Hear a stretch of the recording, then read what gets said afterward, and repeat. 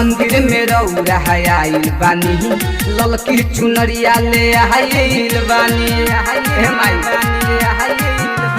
मंदिर में तुहरा आइल बानी ललकी चुनरिया ले आइल बानी माई कल तू कबूल लैनी अड़हुल के फूल माई कल तू कबूल लैनी अड़हुल के फूल नमी भूखल बानी रौरा चरणों में बढ़िया बाली माई आपके शरणों में मनोकामना माई प्रणाम आपके चरणों में बढ़िया बाली माई आपके शरणों में मनोकामना माई प्रणाम आपके चरणों में।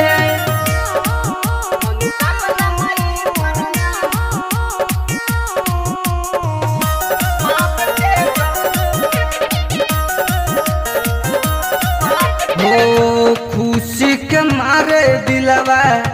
बार न बस में अलग उमंग हमारा बार नस नस में खुशी के मारे दिलवा बार न बस में अलग उमंग एगो बाटे नस नस में सुनियर जी हमारा माई करिले पुकार सुनियर जी हमारा माई करिले पुकार चमुक दिया रोज रही चरणों में बढ़िया बाली माई आपके शरणों में मनोकामना माई प्रणाम आपके चरणों में बढ़िया बाली माई आपके शरणों में मनोकामना माई प्रणाम आपके चरणों में।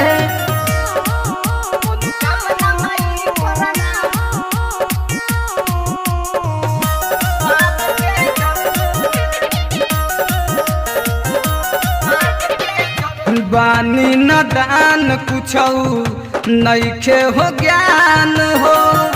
सेव समतोला संगे चढ़ावता निपान हो बानी न दान कुछौ नइखे हो ज्ञान हो सेव समतोला संगे